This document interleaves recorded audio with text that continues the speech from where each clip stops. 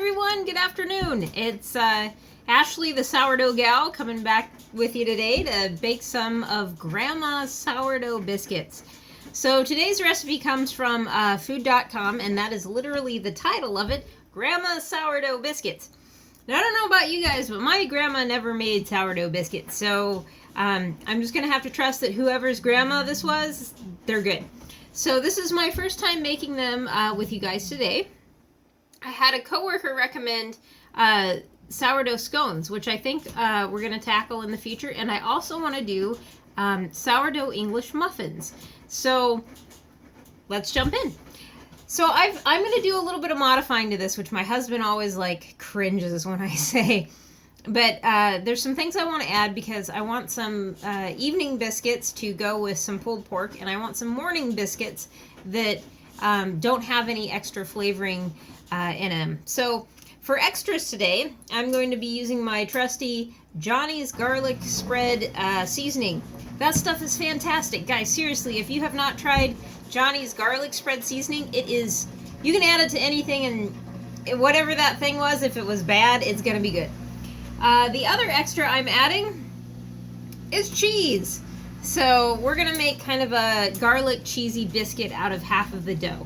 So, and just a tip, I find, and most of you guys probably know this, but if you don't, I find that if you use the fine grade setting instead of the big grade setting, when using cheese, incorporating it into things, like we're going to do with the biscuits, when you fine grade it, it incorporates a little bit better, and the texture is better, and it melts into it better. So first off, start your oven to 425. These biscuits are pretty quick cookers. They take 12 to 15 minutes at 425.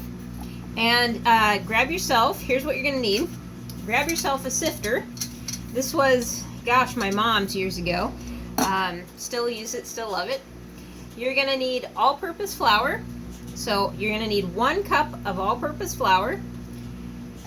You're going to need, I'm going to cheat and look at the recipe. You're going to need a 1/4 teaspoon of salt. I actually am going to go with a 1/2 teaspoon because I know my husband, and I'm using unsalted butter, but he loves salt, and everything that I put salt in, he always adds a little extra. So we're going to err on the side of caution for my husband. But it calls for a 1/4 teaspoon of salt. Let's see, a 1/2 teaspoon of baking soda. You know, baking soda. And 2 teaspoons of baking powder, which I have in here.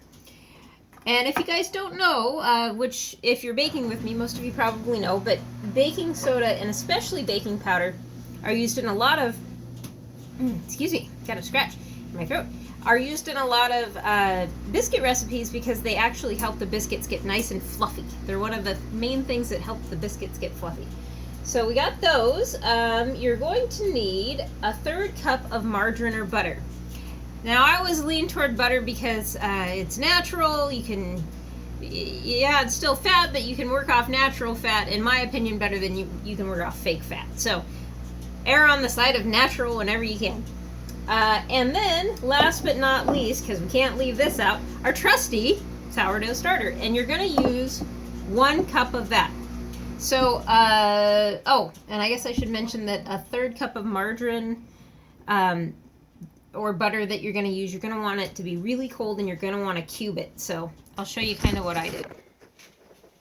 I cubed it so it's like that, because you're going to, once you sift everything together, you're going to crumble that butter in there and get it nice and kind of like the consistency of what I would say a graham cracker crust should just about feel like. So first off, we are going to sift together our 1 cup of flour,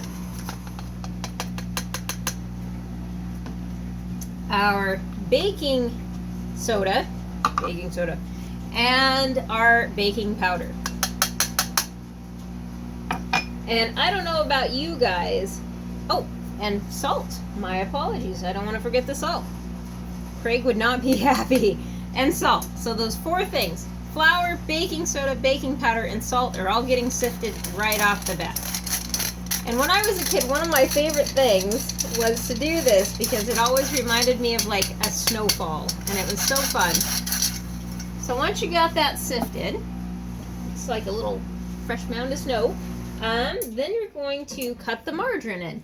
And this recipe says cut the margarine in. Now, if you don't know the term cutting in butter, all it is really is, like I showed you, taking the cubes that you've kind of blocked the butter into, and you're just going to drop them into the flour. And a lot of people have pastry cutters. I actually have one. Again, it's in storage like most of my stuff still is. But you can do this with your hands, and I actually prefer to do it with my hands because I think that it feels a little bit, you can get the feel of the consistency you're looking for. And I don't have my trusty camera sidekick, but you're just going to get in there and you're just going to kind of roll that butter and the flour between your fingers, just like that, and just kind of squish it and roll it. You just don't want any big chunks of butter. You want that delicious butteriness all through the biscuits. So not just like one really buttery good biscuit and the rest of the biscuits are boo lame. So you want a yummy biscuit every time you eat one. So this does take a couple of minutes though, because you, like I said, I get in there with both hands, and you're gonna really work those chunks. And again, the colder the better. So there's something about, and you know, I'm no bakery scientist, but there's something about cold butter and cold water, like if you're making pie crust, which I just did a few minutes ago, cold butter and cold water and cold things in pastries and baked goods, that it does something. It just helps bring it together or combine it. I'm not sure. Maybe one of you guys can do that research for me. But having cold butter is the best. So I'm just about there. I'm going to give it a few more squinges with my fingers. I don't know if that's an official dictionary term for this, squinge, to squinge it. But we're gonna use it today. So, okay, I'm gonna call that good. So here's the consistency, and I'm gonna show you guys kind of the consistency that you're looking for. So it's kind of a crumbly, I'm trying not to get it all over, but it's kind of crumbly.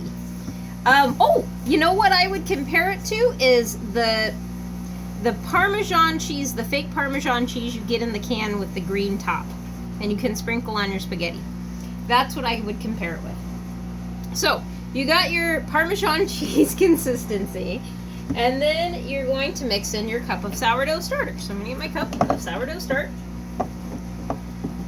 I'm gonna mix that in there.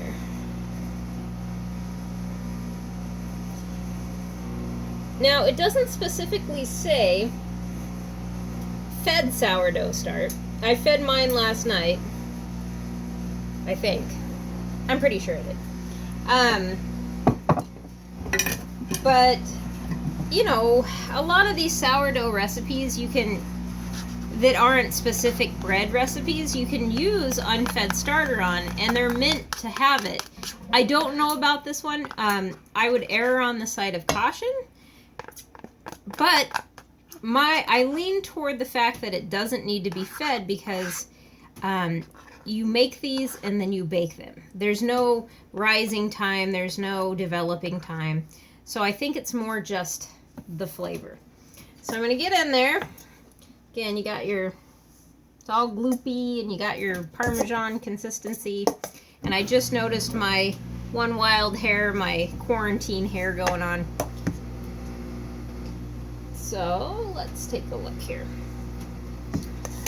It's all mixed in, and I will be right back. I'm going to spend a few minutes and get this all mixed in, and I'll be right back to turn it out and show you what we do next.